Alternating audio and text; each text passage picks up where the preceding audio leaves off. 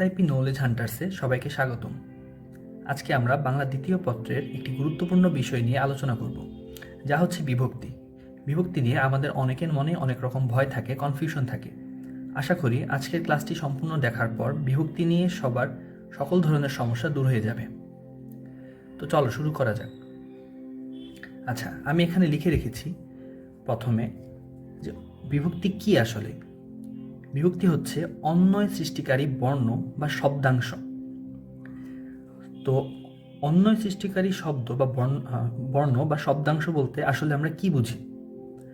অন্বয় সৃষ্টিকারী বর্ণ বা শব্দাংশ হচ্ছে সেই সকল শব্দাংশ যা কোনো একটি শব্দের সাথে বসে বাক্যে অন্য কোনো শব্দের সাথে একটি যোগসূত্র বা মিল স্থাপন করে। তো অন্বয় সৃষ্টিকারী বলতে আমরা আসলে বুঝি হচ্ছে যে যোগসূত্র তৈরি করা বা মিল স্থাপন করা। বিষয়টি আমাদের একদম পরিষ্কার হয়ে যাবে যদি আমরা একটি উদাহরণের সাহায্যে দেখি। তো আমি এখানে একটি কথা লিখে রেখেছি, দেখো। প্রথম বাক্যটি হচ্ছে আমার হাত বই আছে। অনুরূপ আরেকটি বাক্য লিখে রেখেছি এই নদী মাছ আছে। তো বাক্যটি পড়লেই আমরা বুঝতে পারি যেখানে কোনো একটা কিছুর অভাব বোধ হচ্ছে। বাক্যটি সম্পূর্ণ সঠিক নয় বা কোনো অর্থ প্রকাশ করছে না। আচ্ছা, তো এখন যদি এখানে আমরা লিখি যে আমার হাতে বই আছে, তাহলে কিন্তু বাক্যটি একটি অর্থ প্রকাশ করে। তার মানে কি? মানে হচ্ছে যে এখানে যতগুলো শব্দ ছিল সবগুলোই কিন্তু সঠিক। আমার হাত বই আছে সবগুলো সঠিক শব্দ হওয়া সত্ত্বেও এই বাক্যটি কোনো অর্থ প্রকাশ করেনি। কেন?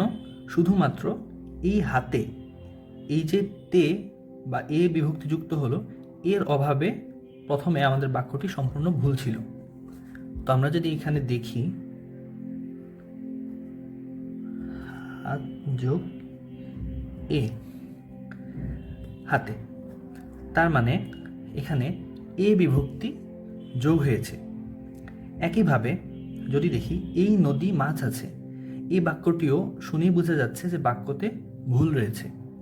বাক্যটি কখন সঠিক হবে? যদি আমরা বলি এই নদীতে মাছ আছে। আচ্ছা, তাহলে মূল শব্দটি ছিল হচ্ছে নদী, তো নদীর সাথে আমরা যুক্ত করেছি তে। তাহলে কি হলো? এই নদীতে মাছ আছে। এখন বাক্যটি সম্পূর্ণ সঠিক। তো এই বাক্যটি দেখে আমরা কি বুঝতে পারলাম? যে শুধুমাত্র সঠিক সঠিক শব্দ পাশাপাশি বসালেই যে একটা বাক্যর অর্থ প্রকাশ করে এমনটি নয়। এখানে অর্থ প্রকাশ করার জন্য আমরা নদীর সাথে তে যুক্ত করেছি। যখন নদীতে বলেছি তখন এই শব্দটি বাক্যের অন্যান্য শব্দের সাথে অন্বয় সৃষ্টি করেছে বা একটা যোগসূত্র খুঁজে পাওয়া গিয়েছে, একটা মিল পাওয়া গিয়েছে। এই জন্য বলা হচ্ছে যে বিভক্তি বলতে বোঝায় কোনো অন্বয় সৃষ্টিকারী শব্দ বা শব্দাংশ। তার মানে হচ্ছে যে বিভক্তি যুক্ত হয়ে বাক্যে দুটি শব্দের মধ্যে এক প্রকার যোগসূত্র স্থাপন করবে। ঠিক আছে?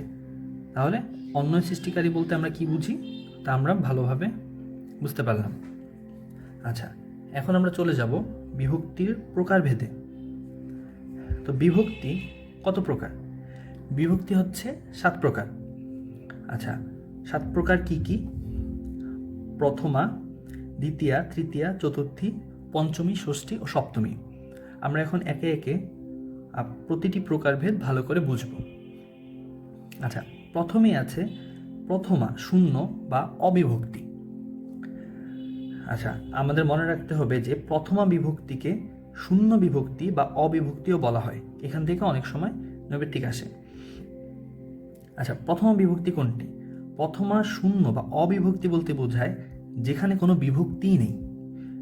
তার মানে দ্বিতীয়া থেকে সপ্তমী পর্যন্ত যতগুলো বিভক্তি আছে, যদি কোনো শব্দে সেই 6টা বিভক্তির একটিও না থাকে, সেই ক্ষেত্রে হয়ে যাবে প্রথমা শূন্য বা অবিভক্তি।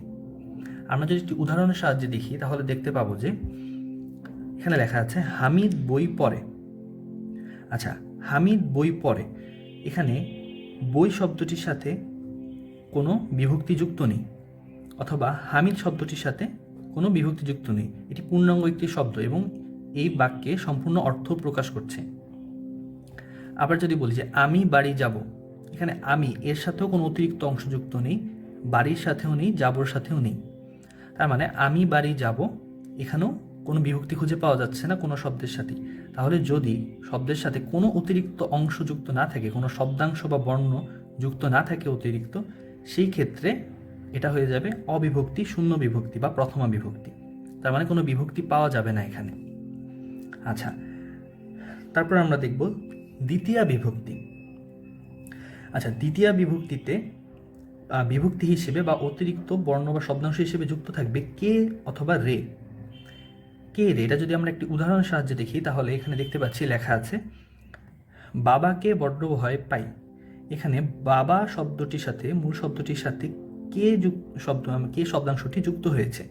যুক্ত হয়ে সম্পূর্ণ বাক্যের মধ্যে একটি অর্থ সৃষ্টি করেছে, একটি যোগসূত্র বা একটি অন্বয় সৃষ্টি করেছে। একইভাবে আবিরকে ডাকো অথবা ধোপাকে কাপড় দাও। আচ্ছা, আবিরকে ডাকো, এখানে মূল শব্দটি ছিল আবির, তার সাথে অতিরিক্ত যুক্ত হয়েছে কে। এই যে কে যুক্ত হলো, কে বিভক্তি, এটা হচ্ছে দ্বিতীয় বিভক্তি, ঠিক আছে। অথবা ধোপাকে কাপড় দাও, তো এই যে অতিরিক্ত কে যুক্ত হয়েছে এটা হচ্ছে দ্বিতীয় বিভক্তি। এরপর দেখব তৃতীয় বিভক্তি। আচ্ছা, তৃতীয় বিভক্তি কোনগুলো? তৃতীয় বিভক্তি হচ্ছে দ্বারা, দিয়া, কর্তৃক। আচ্ছা, তার মানে হচ্ছে বাক্যের মধ্যে দ্বারা, দিয়া অথবা কর্তৃক এই শব্দগুলো থাকবে। আমরা যদি প্রথম বাক্যটি দেখি, এখানে লিখেছি যে কলম দ্বারা লিখি। আচ্ছা, তো কলম দ্বারা লিখি, এই যে দ্বারা কথাটি এসেছে, এই দ্বারাটি হচ্ছে এখানে বিভক্তি হিসেবে কাজ করছে, ঠিক আছে। আবার ছেলেরা বল দিয়ে খেলছে, এই যে বল দিয়ে দিয়ে খেলছে, এটা হচ্ছে কি তৃতীয় বিভক্তি, ঠিক আছে। তো এই ছিল তৃতীয় বিভক্তি, দ্বারা, দিয়ে, কর্তৃক। আচ্ছা, চতুর্থী বিভক্তি কোনগুলো বা চতুর্থী বিভক্তিতে কি থাকবে? চতুর্থী বিভক্তিও কিন্তু দ্বিতীয় বিভক্তির মতন একই রকম, কে অথবা রে থাকবে। আচ্ছা, কিন্তু তাহলে দ্বিতীয় আর চতুর্থী বিভক্তি আমরা চিনব কিভাবে বা পার্থক্যটা কোথায়? চতুর্থী বিভক্তিতে কে রে থাকবে, ঠিক আছে, কিন্তু কে রেটা থাকবে হচ্ছে সম্প্রদান কারকের ক্ষেত্রে। শুধুমাত্র সম্প্রদান কারকের ক্ষেত্রে যদি কোনো শব্দের সাথে কে অথবা রে বিভক্তি যুক্ত হয়, সেই ক্ষেত্রে সেটা হয়ে যাবে চতুর্থী বিভক্তি। এবং আরেকটা বিষয় হচ্ছে এখানে মানে বাক্যটি দ্বারা কোনো জন্যে বা নিমিত্তে এরকম অর্থ প্রকাশ করবে। আচ্ছা, উদাহরণ যদি আমরা দেখি, এখানে দেওয়া আছে ভিখারিকে ভিক্ষা দাও। আচ্ছা, সম্প্রদান কারক আমরা পরবর্তী ক্লাসগুলোতে কারক নিয়ে আলোচনা করব, তখন আমরা জানতে পারবো। বাট এখন ছোট্ট করে বলে রাখি, সম্প্রদান কারক বলতে বোঝায় হচ্ছে যে কারক দ্বারা সম্পূর্ণ সত্য ত্যাগ করে দান করা বোঝায়, এরকম কিছু। তো সম্প্রদান কারকে যদি কে বা রে থাকে, সেক্ষেত্রে ওটা হয়ে যাবে চতুর্থী বিভক্তি। যেমন এখানে আছে ভিখারিকে ভিক্ষা দাও। তো ভিখারিকে যদি আমরা ভিক্ষা দিই, সেটা কিন্তু আমরা সম্পূর্ণ সত্য ত্যাগ করে দান করি, যা সেটা হচ্ছে কখনো সেই ভিখারির কাছ থেকে আমরা আবার ফেরত চাইবো না। এই জন্য এটা হচ্ছে সম্পূর্ণ সত্য ত্যাগ করে দান করা, তার মানে সম্প্রদান কারক। তো এই যে সম্প্রদান কারকে ভিখারির সাথে কে যুক্ত হয়েছে, এজন্য এটা হচ্ছে চতুর্থী বিভক্তি। ভিখারিকে ভিক্ষা দাও, এখানে ভিখারি হচ্ছে সম্প্রদান কারক এবং সম্প্রদান কারকের সাথে যুক্ত হয়েছে কে বিভক্তি। তাহলে সম্প্রদান কারকে যদি কে বা রে বিভক্তি যুক্ত হয়, সেটা হয়ে যাবে চতুর্থী বিভক্তি। এখানে আরেকটি উদাহরণ আছে, যেমন ক্ষুধার্তকে খাবার দাও, একই রকম। আচ্ছা,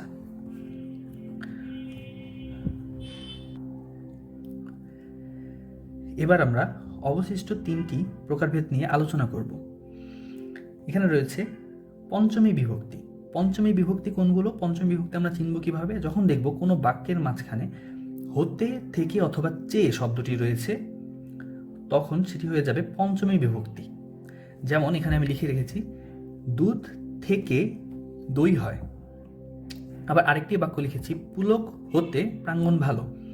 আচ্ছা, তাহলে এই বাক্যগুলোর মাঝখানে কিন্তু আমরা থেকে অথবা হতে শব্দটি দেখতে পাচ্ছি।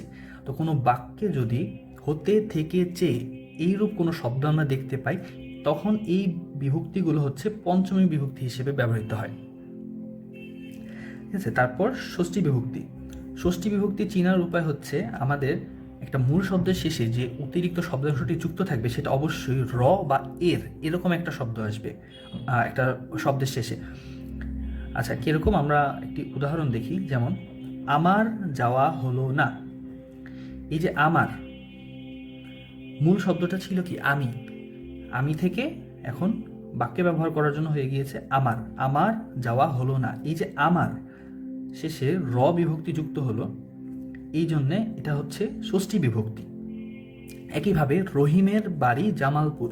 রহিমের মূল শব্দটি ছিল কি রহিম, কিন্তু আমরা বাক্যে একটা যোগসূত্র বা অন্যয় সৃষ্টির জন্য অথবা বাক্যের অর্থের একটা মিল খুঁজে পাওয়ার জন্য আমরা এখানে বলেছি রহিমের বাড়ি জামালপুর। তাহলে এই যে রহিমের সাথে রহিম এর যুক্ত হলো, এই এর যে যুক্ত হলো অতিরিক্ত, এই এর বিভক্তিটি হচ্ছে ষষ্ঠী বিভক্তি। তাহলে আমরা ষষ্ঠী বিভক্তি চিনতে পারবো কিভাবে? যখন দেখব শব্দের সাথে অতিরিক্ত অংশ হিসেবে র বা এর যুক্ত আছে, সেটি হয়ে যাবে ষষ্ঠী বিভক্তি। এখন আমরা সর্বশেষ বিভক্তির প্রকারভেদ দেখব, যেটা হচ্ছে সপ্তমী বিভক্তি। সপ্তমী বিভক্তিতে থাকবে হচ্ছে এ অ তে, এ উন্তস্ত অথবা তে। তাহলে আমরা যখন কোনো শব্দের সাথে অতিরিক্ত অংশ হিসেবে এ অ বা তে যুক্ত দেখব, তখন বুঝতে পারবো যে এই বিভক্তিটি হচ্ছে সপ্তমী বিভক্তি। যেমন সমিতি একটা শব্দ, আমরা যখন বাক্যটি লিখেছি তখন লিখেছি সমিতিতে চাঁদা দাও। এই যে সমিতিতে বললাম, সমিতিতে চাঁদা দাও, এই তেটা এখানে সপ্তমী বিভক্তি হিসেবে ব্যবহৃত হয়েছে। আবার যদি বলি তিলে তৈল হয়, এখানেও তিলে, এখানে কি এ বিভক্তি যুক্ত হয়েছে, ঠিক আছে। তারপর রাস্তায় দাঁড়িয়ে আছে, এই যে রাস্তায় টি অ বা অন্তস্থ শেষে এসেছে, এজন্যে রাস্তায় দাঁড়িয়ে আছি, এই যে রাস্তায়, এই অন্তস্থ হচ্ছে সপ্তমী বিভক্তি। তো আমরা উদাহরণের সাহায্যে যে 7টি বিভক্তি রয়েছে সবগুলোই দেখলাম। আশা করি সবাই বুঝতে পেরেছ। আচ্ছা, আমরা যদি শুরু থেকে আরেকবার একটু দেখি যে আমরা বিভক্তি বলতে কি বুঝি। অন্যয় সৃষ্টিকারী বা যোগসূত্র সৃষ্টিকারী কোনো একটি বর্ণ বা শব্দাংশ যেটি কোনো শব্দের শেষে যুক্ত হয়। আচ্ছা, বিভক্তি 7 প্রকার, যেখানে প্রথমা শূন্য বা অবিভক্তি, যেখানে কোনো বিভক্তি নেই। দ্বিতীয় বিভক্তিগুলো হচ্ছে কে অথবা রে। তৃতীয় বিভক্তি হচ্ছে দ্বারা, দিয়া, কর্তৃক। চতুর্থী বিভক্তি হচ্ছে আবারও কে অথবা রে। এবং তৃতীয় ও চতুর্থী বিভক্তির মধ্যে মূল পার্থক্য হচ্ছে চতুর্থী বিভক্তিটা শুধুমাত্র সম্প্রদান কারকের ক্ষেত্রে ব্যবহৃত হয় এবং এটা কারোর জন্যে বা নিমিত্তে অর্থে প্রকাশ করে। এবং এখানে দুটো উদাহরণে যদি একটু পার্থক্য দেখি, যে ধোপাকে কাপড় দাও আর ভিখারিকে ভিক্ষা দাও, দুটো কথা কিন্তু এক নয়। এই যে ধোপাকে কাপড় দাও, এটা হচ্ছে কি, ধোপাকে আমি কাপড় মানে সম্পূর্ণ দিয়ে দিব না বা সম্পূর্ণ সত্য ত্যাগ করে দিয়ে দিব না। ধোপাকে কাপড় দিলে সে আবার এটা আমাকে ফেরত দিবে। এজন্যে ধোপাকে কাপড় দাও, এখানে কেটা হচ্ছে দ্বিতীয় বিভক্তি হিসেবে ব্যবহৃত হয়েছে। আর ভিখারিকে ভিক্ষা দাও, ভিক্ষা যেহেতু আমি সম্পূর্ণ সত্য ত্যাগ করে দিয়ে দিব, তার মানে ভিখারি হচ্ছে এখানে সম্প্রদান কারক। তো সম্প্রদান কারকে কে যুক্ত হওয়ার ফলে এটা হয়ে গিয়েছে চতুর্থী বিভক্তি। তারপরে পঞ্চমী বিভক্তি হচ্ছে হতে, থেকে, চেয়ে। ষষ্ঠী বিভক্তিতে আমরা পাই হচ্ছে র বা এর থাকবে এবং সপ্তমী বিভক্তিতে এ, অ অথবা তে থাকবে। তো এই ছিল বন্ধুরা আমাদের আজকের বিষয়। আশা করি সবাই বুঝতে পেরেছ।